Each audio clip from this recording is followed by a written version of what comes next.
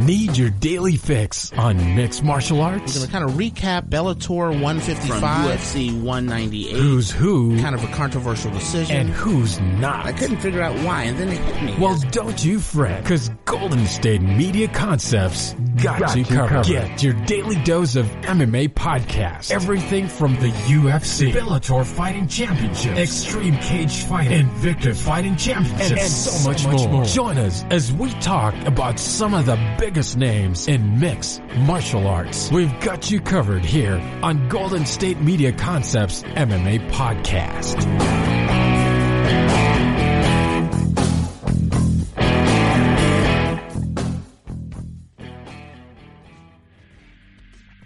Thank you for tuning into the GSMC MMA podcast, brought to you by the GSMC Podcast Network. I am your host, Arnel De Leon, and hopefully you are doing well for yourself. You, your friends, your family, whether you live in the States, which is pretty hectic right now, or internationally, I hope you are doing well for yourself. Things are getting a wee bit complicated right now in the States, so we need some positivity out there in the world. And when I think of positive things, unironically, I think about the UFC because finally, we get some sporting action. For those of you who are new to the podcast, I'm a huge fan of two sporting events. Three technically. I love boxing, I love mixed martial arts, and I love basketball. And basketball is right around the corner, just 2 weeks away, and things are getting very hectic right now in the world of basketball. In the sense, you got all the star players and all the best players in the world. There are outs either through injury, some of them are rejecting even participating at the NBA tournament event that's happening in Orlando, Florida. We got some of the best players in the world, like Russell Westbrook and James Harden. They're getting sick. So while the basketball world is getting pretty hectic and crazy, I can rely on one thing right now, and that is the fact that combat sports is on at Fight Island, the mystical Fight Island. It's finally here. We've seen stories about it. We've read stories about it. People are throwing out memes out there. Ironically enough, for the UFC 4 game, there is this, have you guys ever seen the movie Bloodsports? For those of you who have not seen the movie Bloodsports, Jean-Claude Van Damme's character goes to this island, and in that island is full of, random foreigners from, different parts of the world, including, it's all criminal underground stuff. It's illegal. It's, very violent stuff. So, in the video game, they're showing Jorge Masvidal and Israel Adesanya. Those are the two cover athletes for the UFC video game. And in one of the stages for the UFC game was a backyard. A backyard will be used as a stage with an octagon, and that's Jorge Masvidal's stage. Alright then, so Jorge Masvidal, he has an octagon in someone's ugly backyard with a bunch of other shirtless dudes being like, yeah man, yeah, get him. Which is supposed to be a reminiscent of back when Jorge Masvidal was a street fighter back then with Kimbo Slice. Now, Jorge Masvidal gets a backyard. What does Israel Adesanya get? What is Israel Adesanya's background in mixed martial arts? Let's think about that. Oh yeah, a scary underground cave equivalent to a Mortal Kombat stage. That's UFC 4.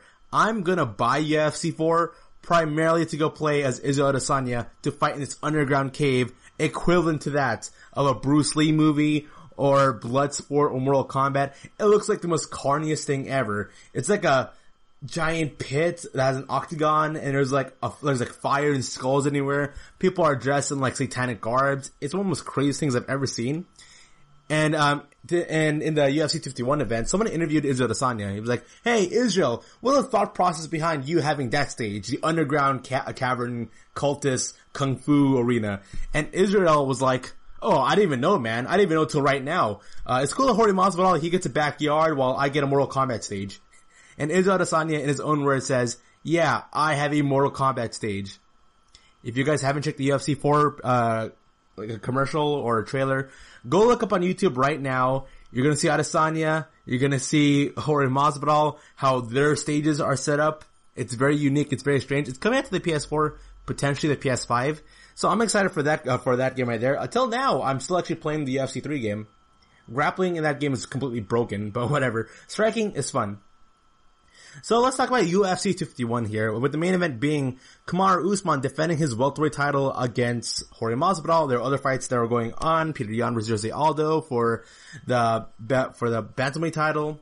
Then we have Max Holloway against Alexander Volkenovski. That's a very controversial fight that ended with the featherweight title being retained for Alexander Volkenovski. I'll go in depth about those fights just like I did in the last podcast, but also in the very end of this podcast, I'll be talking about the very recent UFC show that's happening. Right now, currently it's Wednesday. It's currently Wednesday.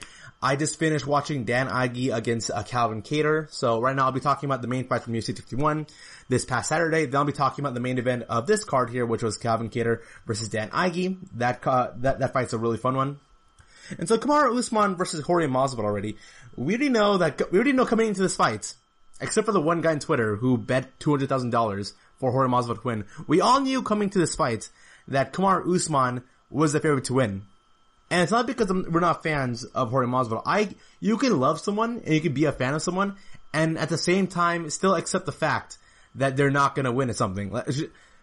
During the Laker years, when Kobe Bryant was just gone and we didn't have LeBron, there was like a 6-7 year period that the Lakers were absolutely horrible. And you know that the Lakers with Lonzo Ball, Brandon Ingram, and Julius Randle, they stood no chance against the rest of the league. But you're still cheering for them. And you're still trying to tell yourself, oh man, my team, this happens for all sports teams, like football, baseball, basketball, and that you know your team isn't all that good, but you gotta cheer for them, and you gotta hope that they win. Then if they do win, you have bragging rights, being like, yeah, I'm the only one who believed in my team. Yeah, that's how it is with Jorge Masvidal. I wanted Jorge Masvidal to win. I was cheering for Jorge Masvidal to win. But I knew that he just didn't stand a chance with the prep time he was given against a great grappler in Kamaru Usman, which is much more different than Justin Gaethje. Justin Gaethje had the same scenario, but his matchup fit him stylistically. To be honest with you, Justin Gaethje versus Tony Ferguson. Yes, Justin Gaethje has a wrestling background, but for the most part in his mixed martial arts career, he's known for his striking ability. He's known for his ability to go just tank his way to victory and knocking people out. Wrestling background, he doesn't even use it at all, and he goes and beats up people with his fists. Alright, Kamaru Usman, a very opposite fighter. He's similar to that of Khabib Nurmagomedov, a grappler. The guy is a sure grappler. I was afraid that Kamaru Usman would come to this fight as a striker, because there's a history of a lot of fighters, a lot of grapplers turned strikers, who then became really focused into just being a striker. It happened to Ryan Bader during his tail end of his UFC career. Of course, the guy is a good striker, but his striking ability when he was in the UFC wasn't all that impressive compared to his contemporaries or his peers at the highest level. So Ryan Bader developed the striking ability. He has hard hands, and he is a good striker. But you would prefer Ryan Bader being a wrestler first, striker second. And so for Kamaru Usman, when I was doing a preview for his fight against Jorge Masvidal like last week, or even when I was doing a preview with Kamaru Usman versus Gilbert Burns, I thought to myself that Kamaru Usman would gain this like weird self-sense of overconfidence with his striking. He'd be like, yeah man, I wrecked Colby Covington's jaw, which means I can go wreck Jorge Masvidal's jaw. That's what I was afraid of. I was afraid of overconfidence for strikers. It happened with Ronda Rousey. People are saying that, oh man, she's an absolutely great, perfect A boxer, even though you prefer to grapple people, well, for the most part. And so, the fight starts happening, and thank goodness, Kamaru Usman, he worked the game, he fought the right way. He fought exactly how everyone predicted Kamaru Usman would fight, and if he would win, and that was through wrestling. Though I will say this, of the 5 rounds, I give the first round to Jorge Masvidal. First round was Jorge Masvidal's best round of the fight. But from that, moment on, it just goes downward. It just turns to a downward spiral here. And that's because Jorge Masvidal did an awesome, amazing job defending the takedown and defending the grappling, defending the wrestling of Kamaru Usman. I'm gonna pull up the stats right over here though, but in terms of attempts and actual takedowns landed, Kamaru Usman didn't do a good job grappling Jorge Masvidal. Jorge Masvidal did a really great job defending himself from the takedown, but sadly, it just wasn't enough because instead of going for the takedown, it was Kamaru Usman. Kamaru Usman is a thing that a lot of fans really hate about mixed martial arts, it's a sad truth, but they hate the hugging. They hate it when grapplers are pushing a guy towards the cage and they're doing these like very ugly looking clinch battles on the cage, and the referee isn't breaking them up Jorge Masvidal is just there taking all the damage. He can't really get out because Kamaru Usman is incredibly strong. So I got the fight stats over here. Out of the 16 attempts Kamaru Usman had on takedowns, he was 5 of 16. He was 5 of 16, and Kamaru Usman, for the most part, early in the fight, was actually really struggling against Jorge Masvidal's grappling. Against his defensive grappling here. But here's the thing though, even when you're not taking down a person, that doesn't mean you're controlling the fight. So Kamaru Usman, he just grapples with Jorge Masvidal, pressures him up the cage, practically smothering him on the cage. Everyone on Twitter is like, oh man, it's gonna be one of those fights, right? It'll be just one guy holding a dude on the cage for about 5 minutes. And that's pretty much what happened. In the first round, Jorge Masvidal, for the most part, was defending himself. He was mostly defending than he was even attacking. He did a good job defending. He landed some good strikes. But for the most part, Jorge Masvidal was fighting on the defensive end. And he did just enough fighting defensively that he won the first round. Now the question came in, can he do that consistently through 5 rounds? The answer was no.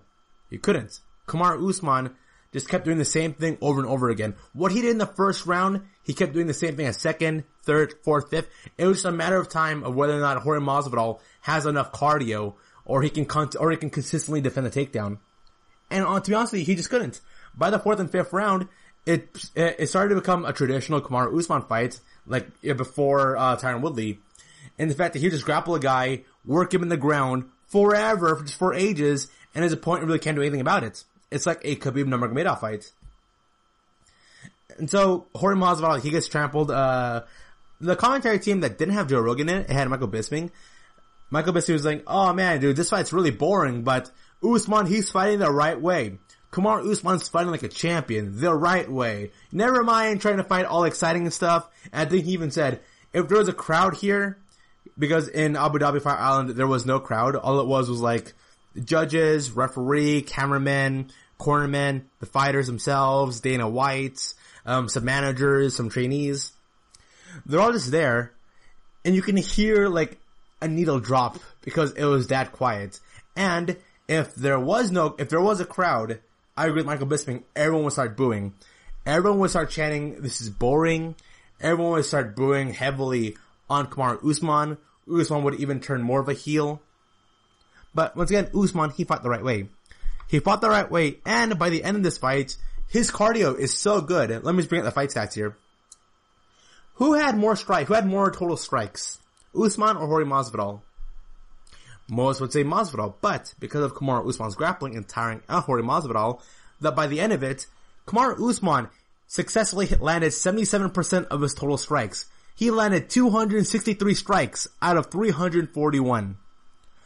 Once again, he landed 263 total strikes.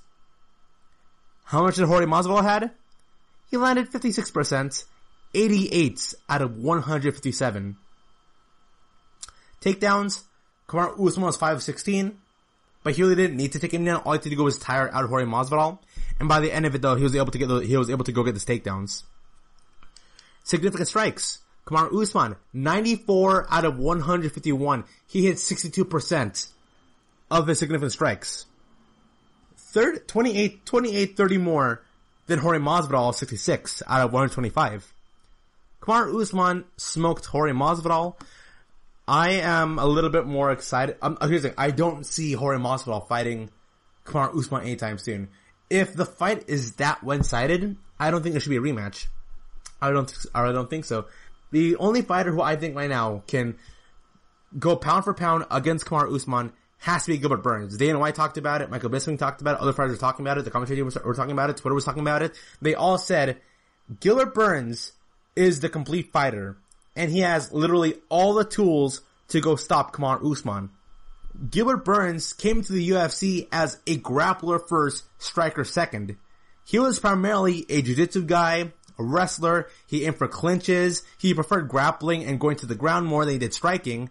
Then when he moved up in weight class, he's developed this knockout power, and his boxing improved tremendously. It's amazing. I say right now, Gilbert Burns is a better striker than Kamaru Usman. He hits harder, his angling is a lot more better. I am more afraid of a Gilbert Burns knockout than I am of a Kamaru Usman knockout.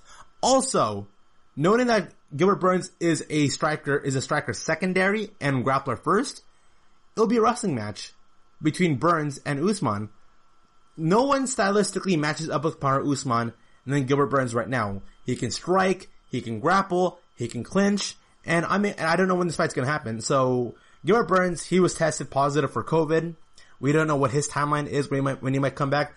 Now we could potentially see Gilbert Burns versus Kamaru Usman happening sometime late this year, at the very least.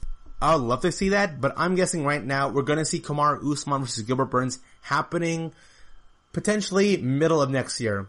That's my educated guess. For Jorge Masvidal, I don't know what's next. So you're listening to the GSMC MMA podcast. Coming back right after the short break here discussing UFC 251. See you later.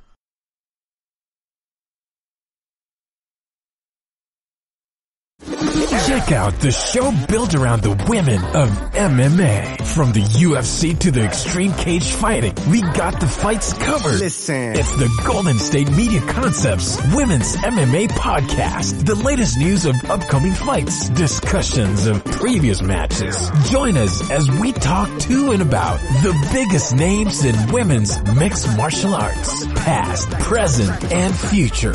When it's the women's fight game, you know where to listen to. The Golden State Media Concepts Women's MMA Podcast. This is your ultimate stop for everything sports. The Golden State Media Concepts Sports Podcast. Should I say more? From the NFL, MLB, the NBA to MMA, it's all in here. The Golden State Media Concepts Sports Podcast. Listen now. And we are back. So, I was discussing UFC 251 with Kamaru Usman versus Jorge Masvidal. Kamaru Usman was successfully able to defend his welterweight title. What's next for Usman? Well, Dana White himself said it. It's going to be Gilbert Burns. It's going to be Gilbert Burns, but also, from Jorge Masvidal's camp, he's saying there's no other fight that makes sense for Jorge Masvidal right now, other than Kamaru Usman. And I question that. Right now, whether or not Jorge Masvidal likes it or not, there are two potential people who Jorge Masvidal could fight right now. Leon Edwards and Colby Covington. Those are the two most likely fights to happen right now. When I'm looking at the rankings here, the rankings for the most part, there's like 4 people. There's 4 people right now who are shuffling their way. If you count Jorge Masvidal 5, who are shuffling their way for a title fight here. So we have Gilbert Burns. He's gonna fight Usman next. Colby Covington. We don't know when he's coming back. Leon Edwards. He says he's active. He wants to go fight somebody. We have Jorge Masvidal, who says he doesn't want to fight anybody except Kamaru Usman. Tyron Woodley. I don't know what Tyron Woodley's status is right now as a fighter. He said recently that he's still motivated to be a fighter and compete at the highest level. To be honest with you, I don't really think so. He had a great victory over Darren Till, which is nice and all, but his loss against Kamaru Usman was so decisive. And it looked so bad on Tyron Woodley being the champion, coming into the fight looking so dejected and looking like he didn't want to beat it in the first place. And then when you look at his fight against Gilbert Burns, Tyron Woodley did better. Tyron Woodley fought against Gilbert Burns more motivated, but at the same time also not enough. And Gilbert Burns was also such a great fighter in that moment that, I predicted Tyron Woodley would knock out Gilbert Burns. That was my prediction. But it didn't turn out like that. Gilbert Burns pretty much pulled out the perfect performance against Woodley. And I'm looking straight out, Woodley should not fight Leon Edwards. I know Woodley was prepped up to fight against Leon Edwards. And that can still happen right now. Colby Covington, Leon Edwards, Jorge Masvidal, Tyron Woodley. If I were to book this show, if I was Dana White, or if I was the match bookers, and this is going with the notion that all the fighters are willing to agree to this, and are not handling with like divas or drama. Best matchup here will be Colby Covington versus Jorge Masvidal. I know Jorge Masvidal in the post-press conference said himself that, oh man, I'm not interested in fighting Colby Covington. Alright. Even though you're not interested in him, that's the only other fight to make, to be honest with you. And then there's Leon Edwards. Leon Edwards against Tyron Woodley. That's a nice matchup. If the UFC really are confident that Leon Edwards is next in line, because one could argue that Leon Edwards is ahead of Colby Covington right now. It goes Usman, Burns, Leon Edwards. I'm not putting Colby Covington behind Leon Edwards, just because Colby Covington recently lost, and Leon Edwards right now is going off a win streak right now.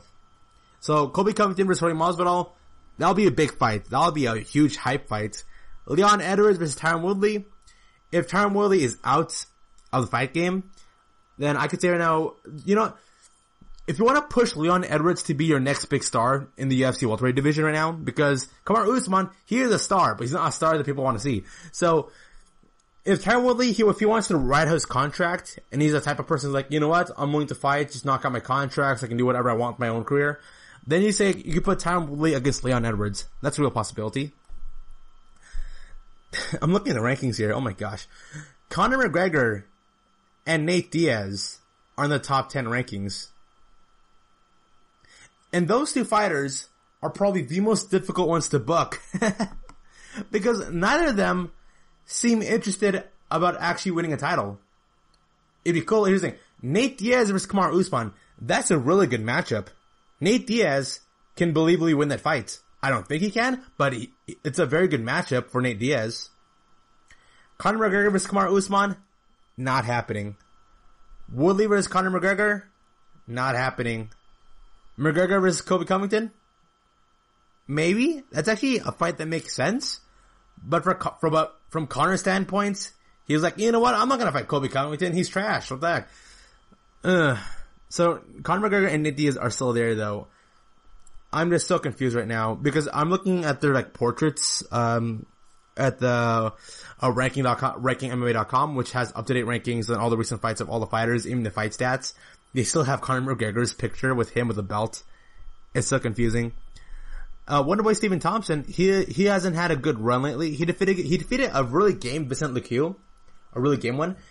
But he seems really confident right now just staying at home. Michael Chiesa, he's got a 3-fight win streak going on, defeating its RDA. That's a good one. Michael Chiesa seems like that fighter who should be going up higher in the rankings a lot more faster, but he's not.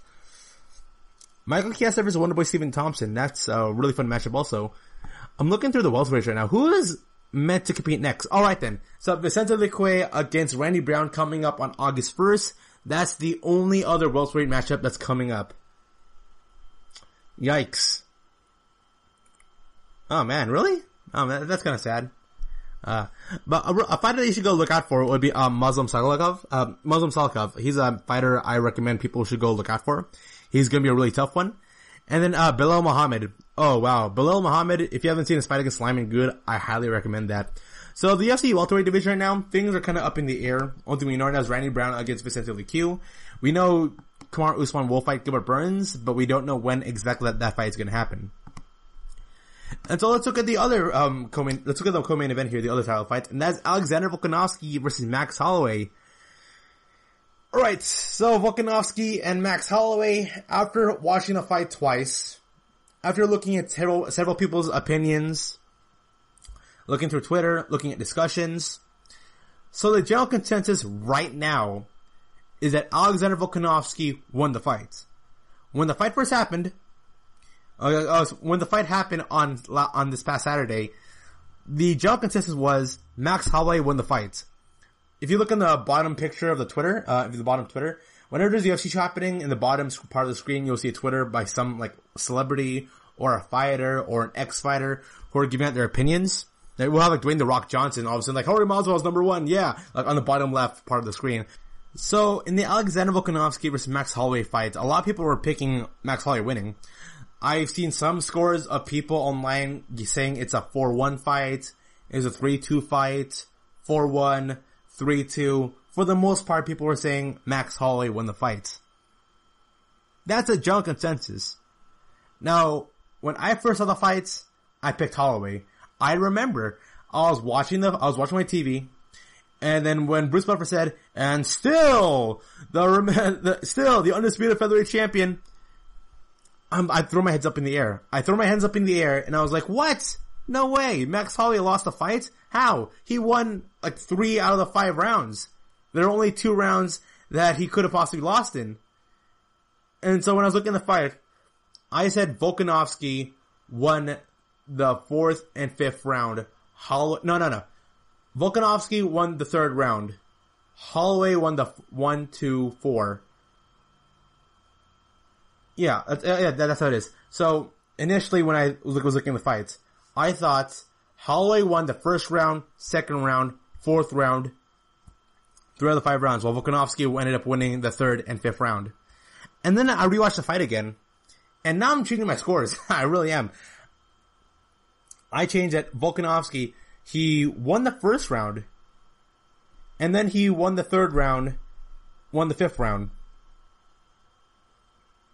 That was my final idea of watching that fight again. And the reason why now I feel like a lot of people did choose Max Holloway winning the fight was because in the first and second round, Max Holloway got 2 knockdowns. So yes, Max Holloway got 2 knockdowns, but Volkanovski fought better in the first and second round. He had more total cumulative strikes. Head, body, and legs. Especially the legs. And he was pulling out some really good punches. Also, another reason why I think a lot of people chose Max Holloway winning the fight was because he was throwing out some really good combinations. Max Holloway threw better combinations than Alexander Volkanovski. And I thought to myself, what matters more? A person punching you really good throughout the entire fight, but no combinations? Or someone who threw out 3 really good 3-punch combos? Because Max Holloway, he looked better in his striking, while Alexander Volkanovski was over the course throughout the entire fight was accumulating strikes. He'd go for a jab, then a leg kick, then a body leg kick, then a jab, then a hook, backs away, jab, a body kick. And for Max Holloway, it was 3-punch combo, stop. Then a minute and a half later, 3-punch combo, stop. Minute and a half later, 2-punch combo that looks really good. Stop. So who do you reward? The guy who does combo, stop, or punch, kick, punch, kick, grab. So Volkanovski, if you're to look at the fight in the grand scheme of things, Volkanovski won the fight. But here's the strange part. A lot of people were really ribbing hard on the judges. Dana White ribbed hard on the judge. He'd be like, oh man, our judges are awful. Big John McCarthy was on Twitter, and he says this man should be fired. A lot of people on Twitter were going right at it, saying the judges should be fired and stuff. Even like the main announcer girl was talking about it, and the commentary team were talking about how Max Holloway should have won the fight.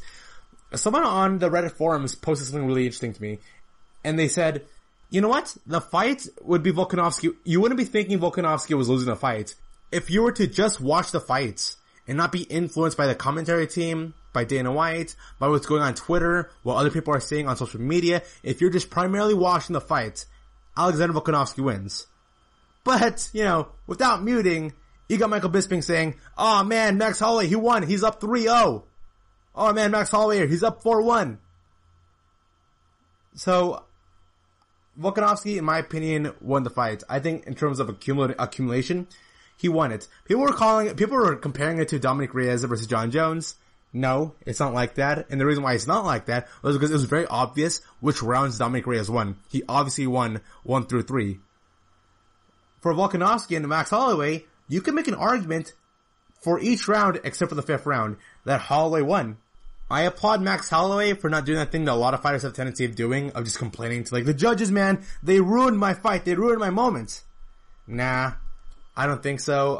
Max Holloway, he was a humble warrior, he took the L, and you know what, he's in the back of the line again, he's in the back of the line, he's still in the top 5, good for him, but Max Holloway, he has to get 1 or 2 more fights, back in again, if he wants to go and fight for a title yet again. But what's next for Alex Volkanovski here? We got really fun matchups. We could potentially see Alex Volkanovski against Chang Sung Jung, and those 2 fighters are already throwing barbs at each other on Twitter. Korean Zombie versus Volkanovski. I'm throwing my money at the television screen right there. That's awesome. And then, if it's not Chang Sung Jung, we got Zabit. Sorry if I butcher his name, Magomed Sharipov. Zabit has to be one of the most fun, no, that's my opinion. He is the most fun fighter to watch in all of UFC. Nobody in the UFC fights like him. Then we got fighters like Calvin Kattar, Dan Ige, Yair Rodriguez, Josh Emmett, who had an incredibly impressive performance against Shane Burgos. Frankie Edgar, even though he's not been having a good run of fights lately, he's still a legend.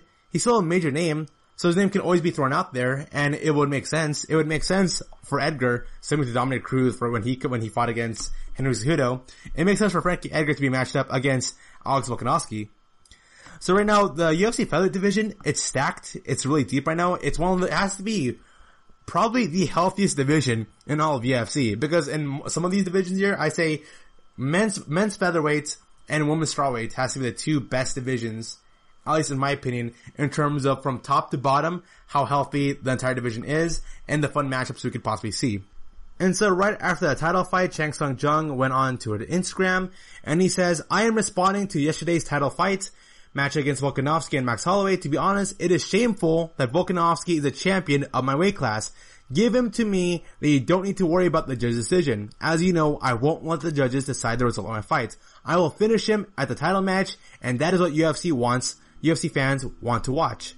Alexander Volkanovski, he responded to the call out, and he said, he's probably just trying to hype the fight up, but I think he needs to fight Brian Ortega. I think that's what they plan on doing, and again, I want the number one contenders. You go out there and you take out Brian Ortega, I'm sure everyone's gonna be screaming your name, and I'm gonna be waiting there. To 100%. So, Chang Sung Jung and Brian Ortega, that is a real possible matchup there. That would be a really fun one. I wouldn't know who will win that fight. Brian Ortega versus Chang Sung Jung, that is easily a fight of the year contender. Without a doubt, if that fight were to happen to any card, pay-per-view, Fight Night, or at ESPN, that would easily be fight of the night. Or a fight of the year candidate. So, Brian Ortega versus Chang Sung Jung, that's a real possibility of happening. Now, we don't know the current status of Brian Ortega. He's been gone from the fight game for a while. That's a real fun matchup, and if it does happen, it's gonna be awesome. So you're listening to the GSMC MMA podcast, coming back right after the short break here. See you soon. Tired of searching the vast jungle of podcasts? Now listen close and hear this out. There's a podcast network that covers just about everything that you've been searching. Hey! The Golden State Media Concepts Podcast Network is here. Nothing less than a podcast bliss with endless hours of podcast coverage. From news, sports, music, fashion, cooking, entertainment, fantasy, football, and so much more. So stop lurking around and go straight out to the Golden State Media Concepts Podcast Network. Guaranteed to fill that podcast itch. Whatever it may be. Visit us at www.gsmcpodcast.com. Follow us on Facebook and Twitter, and download us on iTunes, SoundCloud, and Google Play.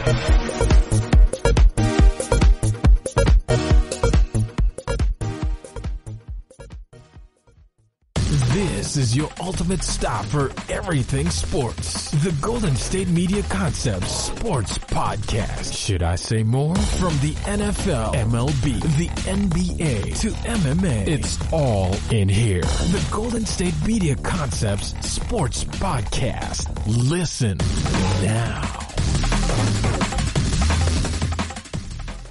And we are back. So, I'm going to do something a wee bit different here. For the next 30 minutes here, I'll be calling an actual match here. We've got Dan Ige versus Calvin Kattar. This is the main event for the UFC Fight Night event happening at Abu Dhabi, Yas Island.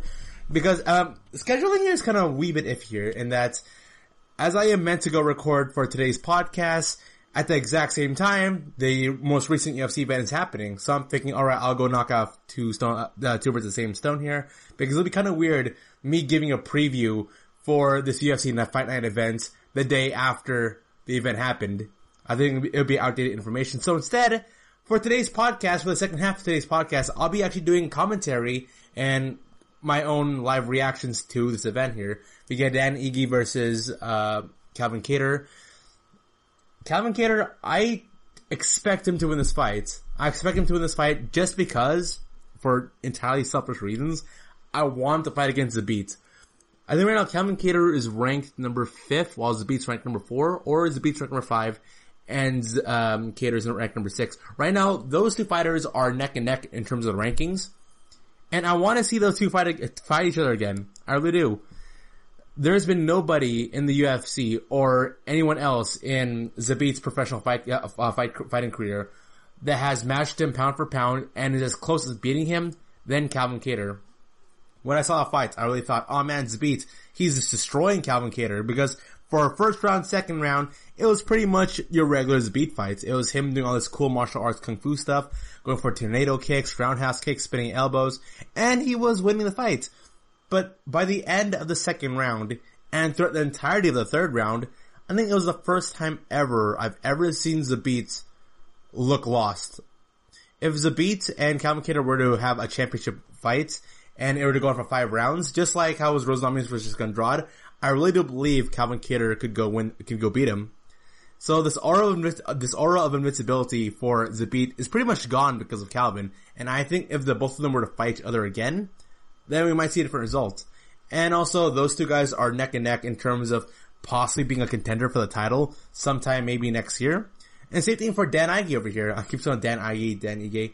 I call him Dan Ige here, and he's also close. Like, if he defeats Calvin here, he'll probably face Zabit. Whoever wins this fight will face Zabit. Then from that point on, you'll go move forward in the rankings. So Calvin Kattar has a 4-inch reach advantage over Dan Ige here. Okay, so Calvin Kattar is ranked number 6, while Ige is ranked number 10. I think Zabit, he still has a period of development left, so whoever wins this fight, I think, should go fight against Zabit. And if you're to defeat Zabit, you are in the top 5 rankings in the featherweight division. And it'll be, can you imagine that? Max Holloway versus Zabit, Alexander Volkenovski against Kattar, Dan Ige. Those are really fun matchups there. Imagine the size difference between Zabit and Alexander Volkanovski.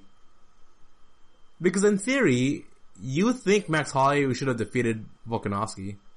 But then they actually fight, and in real practice, it turns out Volkanovski is just this beast who can handle the reach and handle whatever Holloway can give to him. But right now, I'm at the 4-minute mark of the fight here. Calvin Kattar and Dan Ige are just trading off jabs. They're still trying to feel each other out. They're trying to test out the waters of what's, safe and not safe. And whenever the fight goes into commercial break, I'm gonna pause my recording here. Then I'll continue on when it gets to the 5-minute mark towards the second round. I'll do the same thing for each round here. But right now, Kattar and Dan Ige, nothing's really happening here. No one's really showing dominance or really pushing the action here. So Calvin Kattar right now, he is pushing forward towards Dan Ige, but he's not really doing anything much. Out of the two who's attempting more strikes, it's Dan Ige. They're both going through a feel-out process right now. Until one of them does something here, I can't really gauge who's gonna win this fight. Right now, Calvin Kattar, he's got the size advantage here. I always choose the person with the size advantage and the experience. So I'm going for Kattar there. Also, Kattar, he's had a good streak. Him and Ige are both going on really good streaks right now. And Ige himself in recent interviews says he believes he should be at a certain level at this point already. If I was Calvin Kattar right now, I'll go for leg kicks. The way how I'm seeing right now, it looks like Dan Ige is primarily fending off Calvin Kattar's headhunting. Because it looks like Calvin Kattar is obviously going for trying to be a headhunter. If you were to aim for body shots or leg kicks, then that would be a lot more better. Calvin Kattar went off with a really good two-punch combo there. He went for a left jab to a right uppercut. He actually kind of stunned Ige right there at the point that Ige had to go and drop back a wee bit. And oh wow, nice body punch there. But look at that, Dan Ige with the grappling. But he was able to but Calvin Kattar was able to fend that off. Now, Calvin Kattar here, throwing in some bombs from the top. I'm at the 2-minute, 10-second mark of the Calvin Kattar versus Dan Ige fights, if you want to go and follow along with what I'm saying here, or what I'm seeing. So Calvin Kattar, he's slowly trying to get towards Dan Ige's guard, but Dan Ige is defending himself really properly well. Then Ige is able to get himself up. Now, I'm looking right now, I think Dan Ige's right eye is a little bit cut. Small little cut there.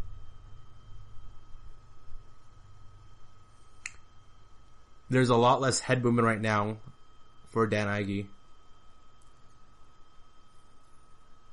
He's moving a lot more slower. He's much more passive here. Alex Volkenovski, his Twitter just passed up in the bottom left here. Who you got? My money right now is on Calvin Kattar.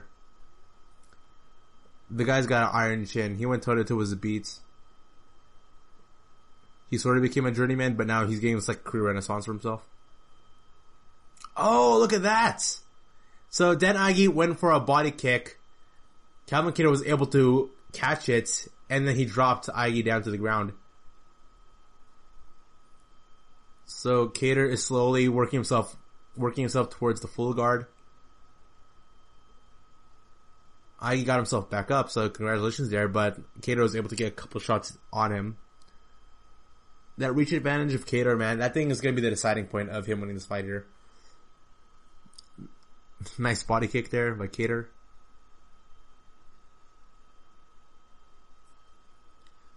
So this point, I'm right now at the 30-second mark of the first round. Dan Aigi seems very passive here.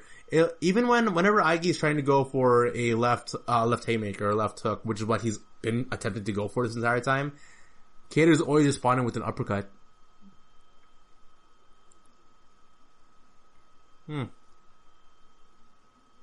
Kattar throwing out some really good strike. Aigi is obviously trying to back away here. He's trying to delay the time as much as they can here. Oh, flying knee! Oh, he's going for these uppercuts. Oh, that wasn't good for Aigi over there. Calvin Kattar obviously won the first round. Not enough for a 10-8. Almost there for a 10-8, but it was a good 10-9. Alright, we are going now towards the second round here. Aigi trying to bounce around, trying to show he's a little more jovial, has some energy here coming in the second round. Honestly, he's moving a lot more better than he did by the tail end of the first round here. Because by the end of the first round, Dan Aigi looked obviously stunned, and he was a wee bit overwhelmed by Calvin Kattar's offense here. But in terms of the striking here, Calvin Kattar just looks a lot more better. A lot more calm. Calvin Kattar is trying to threaten him with some leg kicks or high knees.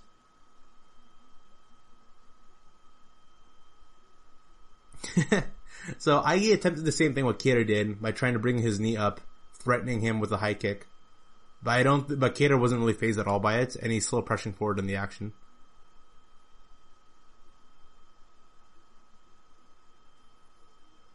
So I'm looking at both fighters here. Kattar has a really wide stance. Oh no, nice jab there by Aigi. But Aigi's a lot more, his body's a little more tense, a lot more tight. Like his knees and how he's moving with his elbows, it looks a lot more tight. Like his body picture compared to Calvin Kattar's, which feels a lot more free flowing. His legs are a lot more spread apart, and the way he's moving his arms is a lot more free.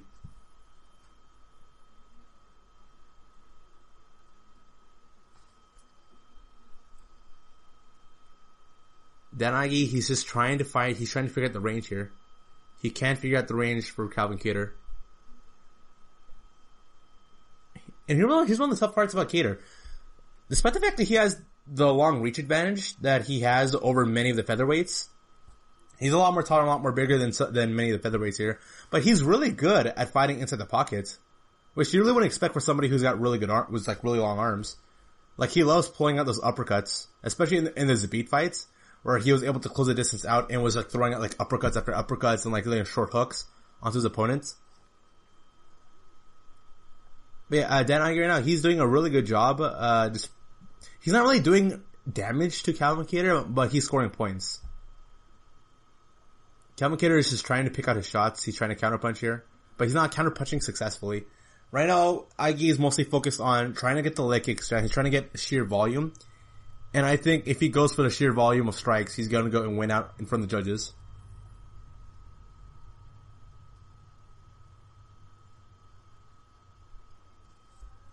I like it more if Kattar was a little bit more aggressive here, even though he's pushing the action here. Oh, nice jab there. He's not pulling out any combinations, which is what he's really good at. And at this point, Kattar's nose is kind of a wee bit banged up, so to the judges' eyes, that might look really bad.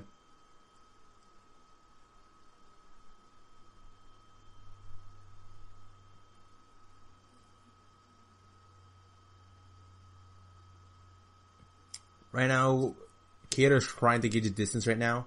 He's trying to jab him. Once again, oh, whoa! That Aigi went for a body shot to a left hook. Much better round here by Aigi. Much better round. He's a lot more active here. And he is not afraid to get tagged. He's doing good. Like, he's throwing out a combination, but he's able to duck through Kattar's counterpunching.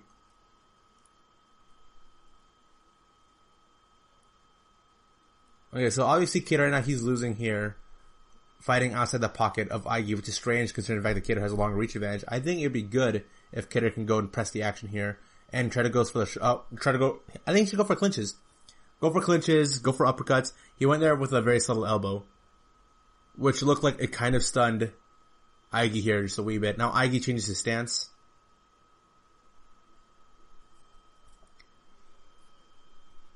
Ige changed up his stance, and he's trying to make Kattar uncomfortable here by swinging his left arm. Trying to threaten him with a good jab.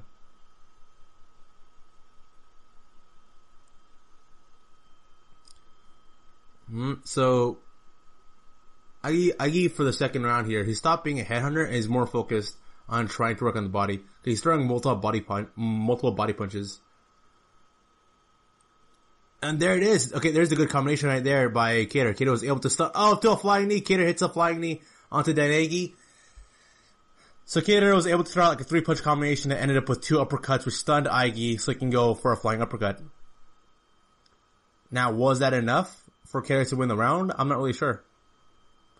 Ige looks obviously stunned, and he's trying to go buy time. He's trying to buy time till the clock runs out right now, because I don't see him pushing the action or being all that aggressive.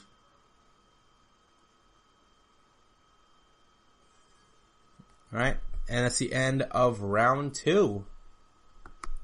That was a really fun one. I have to go towards Dan Ige winning that second round over there. I gotta look at the the stats sheets. If someone could pull out stats, be like, okay, so Kattar attempted this many shots.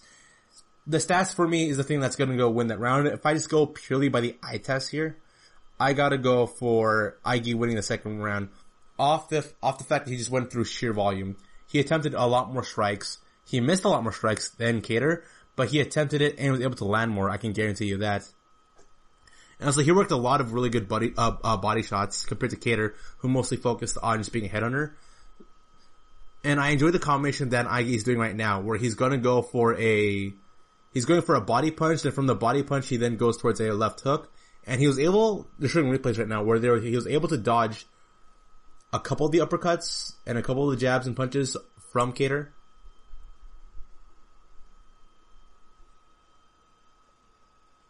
And so we're now going towards the third round here.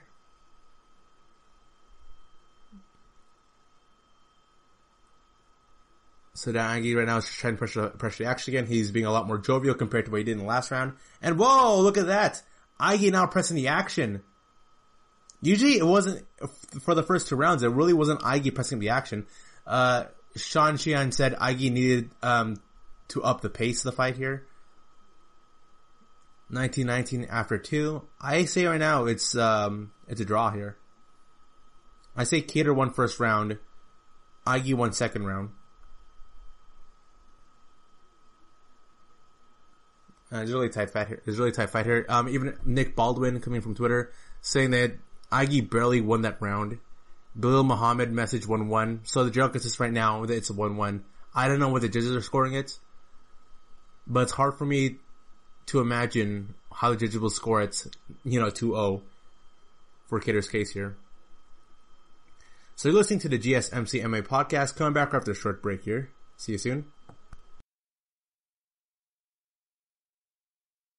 Want to know the latest in soccer? Then listen to the Golden State Media Concepts Soccer Podcast. From MLS, the World Cup, and the Premier League, we've got you covered. The latest updates, the hottest matches, and news on the league's top players. It's the Golden State Media Concepts Soccer Podcast. David Beckham scores the goal to take England all the way to the World Cup finals. Listen now. And we are back. We are at the second half for Calvin Kattar versus Dan Ige. This is my live reactions right now.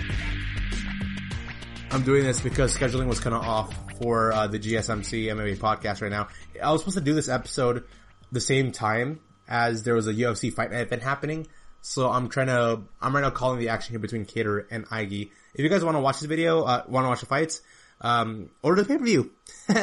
order the pay-per-view. Not the pay-per-view. Or have ESPN Plus. I recommend everybody to have ESPN Plus. Order it. There's a lot of good documentaries there. There's a lot of good videos you watch. Also, if you're really, desperately missing sports like I am, it's a good way to go fill, your sports stomach. But right now, Ige and Kattar, this is much like the first half of the first round for Ige versus Kattar, and that they're both trying to feel each other out. No one's really decisively winning this. Though once again, I like the pacing that Ige's giving. It's obvious out of the two of them, who here is attempting the most strikes. It's him. And also, he's being a lot more versatile in his striking. Kattar right now is just mostly focused on headhunting, while Dan Ige is focused on body shots, but focusing on leg kicks. And when he is able to go land a really good shot, it looks really good on the head. Like right there, Dan Ige was able to go for a 2-punch combo onto Ige. He was able to get another jab down towards, Ige was able to get a good jab down on Kattar, and Ige right now is finding some confidence himself right now.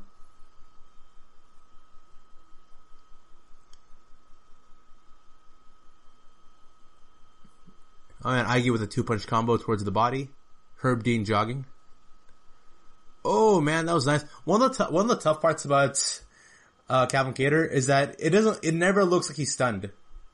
You could pressure him as much as you can, and he'll always stay in the pocket with you. He did with Jeremy Stevens. He surprised the beat with it, and he's perfectly fine trying to bang with you in the center of the octagon. And most fighters would start backing away or fight defensively. No, Kattar's moving forward. Another good body shot there by Dan Ige. I'm currently at the 1 minute and 25 second mark of the fight.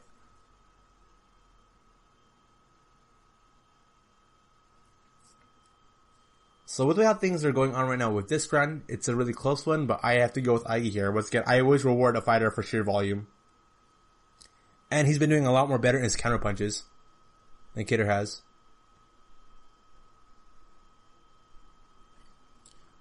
Oh, dang. So Kattar being a lot more aggressive here. He just pressing forward towards Dan Ige. Dan Ige attempted a body shot. Both of them trading punches. If this fight were to go to judges, it's going to be very strange because, okay, so in terms of round 3 significant strikes, Calvin Kattar has 15 significant strikes. Dan Ige has 13. And I wouldn't think that, honestly. I really wouldn't. You need to pay attention to fight stats here, because if I'm going by sheer eyesight right now, I'm leaning towards Ige winning this. But if I need the fight stats, I can go see, oh man, Kattar actually did more here. I say Kattar is landing the more cleaner looking shots, while Dan Ige is landing the more ugly looking ones.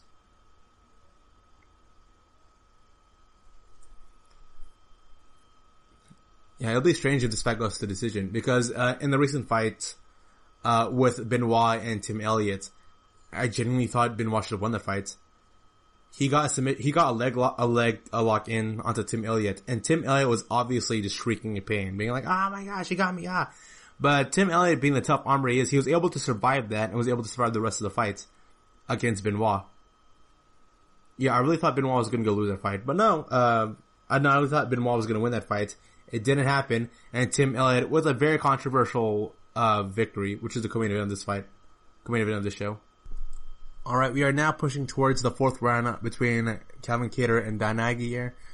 That 3rd round could have gone either way. First round goes towards Kattar. 2nd round goes towards Dan Ige. 3rd round, it's a complete toss-up. I need the fight stats. But 4th round here, Dan Ige goes for a takedown, and he was able to he got the takedown, but Calvin Kattar was able to prevent any damage coming up and he immediately stood up. So you have to reward Dan Ige for getting the takedown in the first place. He got it. Ryan Frederick says he gives 3rd round to Calvin Kattar. Josh Emmett's calling this fight the night, which I agree. Someone here, oh, look at that. So Calvin Kattar went up for a high up kick there, which kind of stuns Dan Ige. Dan Ige's back is on the cage, and then he gets taken down by Calvin Kattar. So Calvin Kattar now, he's working from the top position, raining in some elbows, ground and pound here. Yeah, Calvin Kattar's wrestling isn't all that impressive, but he did just enough there that Dan Ige looks shooked. The way he's moving right now, he's trying to compensate right now by trying to be a little bit aggressive, going for this 2-jab combination here. But obviously right now, how Dan Ige's moving right now, he's a lot less jovial in his feet compared to how he normally is. So what Calvin Kattar should do right now, he should apply the pressure right now. Dan Ige got shooked by that high up kick and by the takedown. Yeah, but Kattar did a lot more better in the ground and pound compared to Dan Ige when Ige took him down there. So right now, Ige should be a little bit more aggressive in this fourth round if he wants to come away with victory. Because right now, how it looks like Kattar is winning the fourth round. But I'm only halfway through in the fourth round. I'm at the 2 minute and 50 second mark of the fourth. Kattar has really long legs.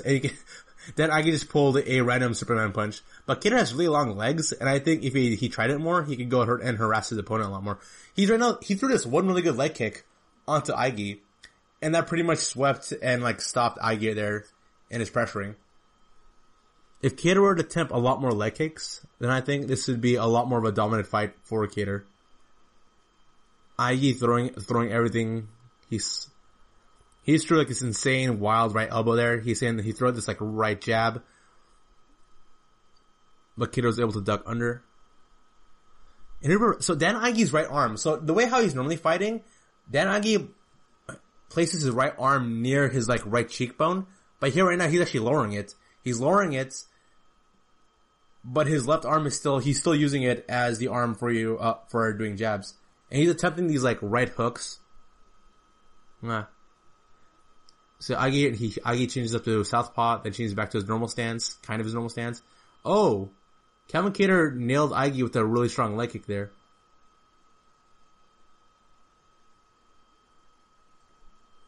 Another leg kick. Ige, he's sizing him up for that right arm of his. He's trying to go for a right elbow, a right Superman punch. He's trying to go for something here. Trying to set up with his left arm jabs. But he's not connecting at all. Good defensive boxing by Calvin Kattar over here. He's not let... Kattar taunted Ige, and then Ige responded with a left jab, and now Ige getting a second win here in the fourth round. Oh! Kattar goes for a body kick while Ige attempts a takedown, so that doesn't look good in front of the judges.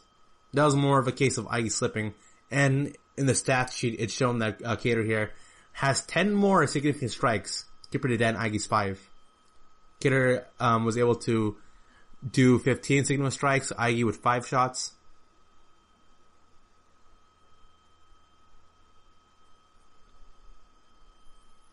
Right now it looks like Dan Ige right now is just nullified right now. He just can't... If he tries to press forward in the action here, Kattar can go through... Kattar's through a wild friggin' uppercut right now. But if he tries to press the action here or becomes a little bit more aggressive, Kattar has a tendency of going for these three punch hook under combos. Another nice leg kick by Kattar. I think Kattar's recognizing that if you were to go and bust out those leg kicks, because right now Ige is desperate for a takedown. I think Ige right now, he is 1 of 3 in terms of takedowns. Kattar almost got a knee up there. Kattar with a spinning leg kick. And Kattar wins the fourth round. So yeah, this is a tough one.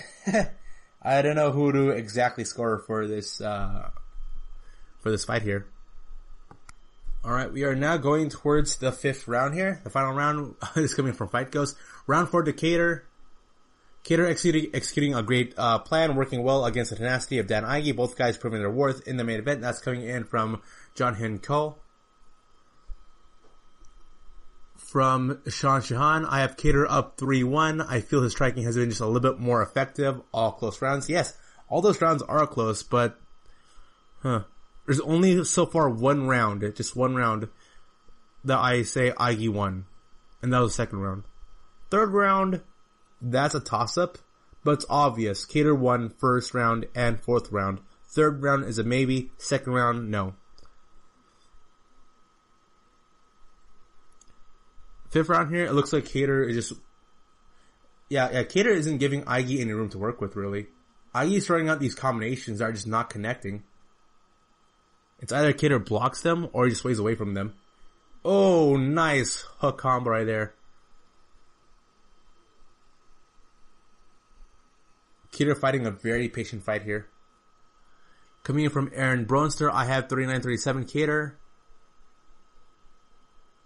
From Karen Bryan, competitive fight, but Ige's a little more aggressive. Yeah, Ige has been the more aggressive fighter here. Adam Hill saying he's 39-37. Kattar. So essentially what everyone's saying on Twitter right now is like, Kattar should win this fight, but there's a potential that both fighters could have a tie score coming to the 5th round here. Right now, how I'm looking at the 5th round, purely going by the eye test here, Kattar should be winning off the basis of his... Honestly, Kattar's percentage of landing his shots is a lot more higher than Ige. Ige attempting a lot more, but he's also missing a lot more compared to Kattar, who's, making any shot he can count. One thing that Ige should definitely be doing in this fight, he should be aiming for those body shots.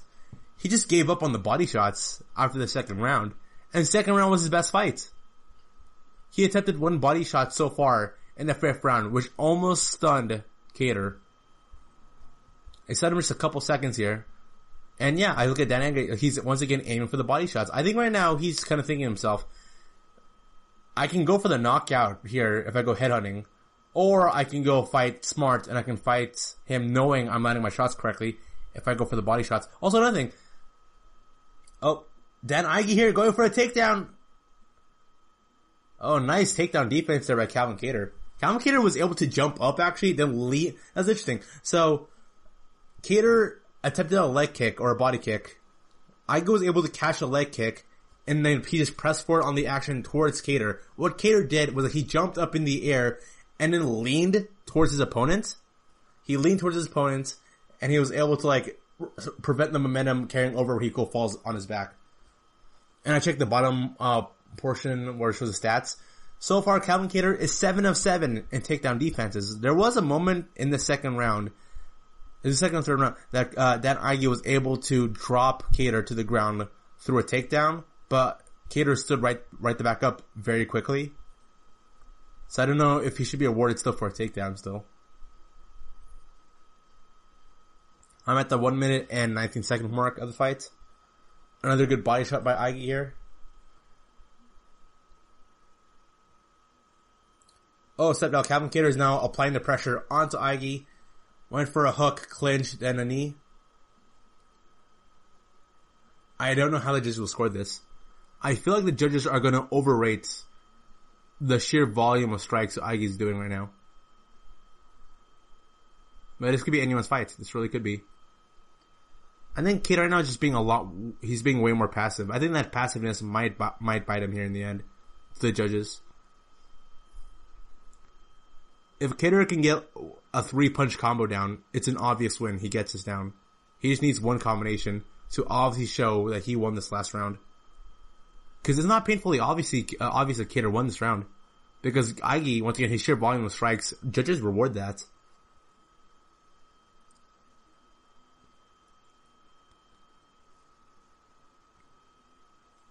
Another takedown attempt there by Dan Ige. Kattar was able to stop it. But Ige still pressuring him with some leg kicks and body shots. A good knee by Kattar. Another good knee by Kattar. Oh, he dropped Ige. Kattar dropped Ige. Landing some ground and pound here. Good ground and pound. And that's the end of the fight. Oh.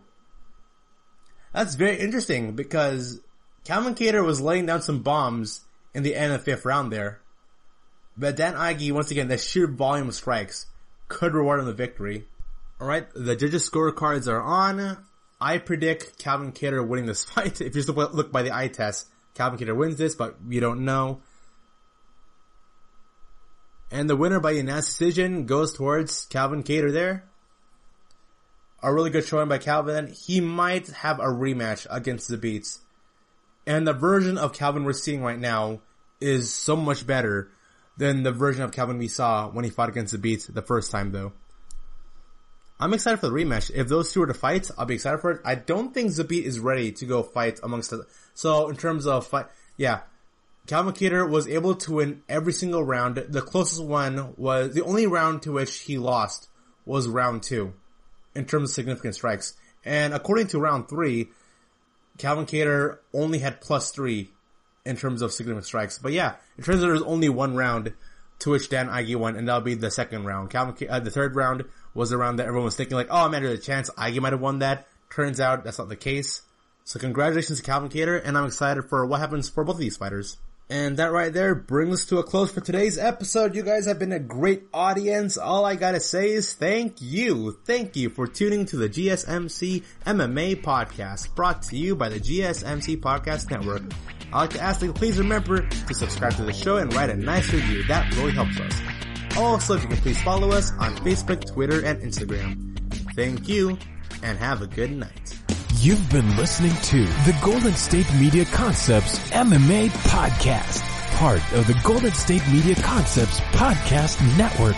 You can find this show and others like it at www.gsmcpodcast.com. Download our podcast on iTunes, Stitcher, SoundCloud, and Google Play. Just type in GSMC to find all the shows from the Golden State Media Concepts Podcast Network. From movies to music, from sports to entertainment, and even weird news. You can also follow us on Twitter and on Facebook. Thank you, and we hope you have enjoyed today's program.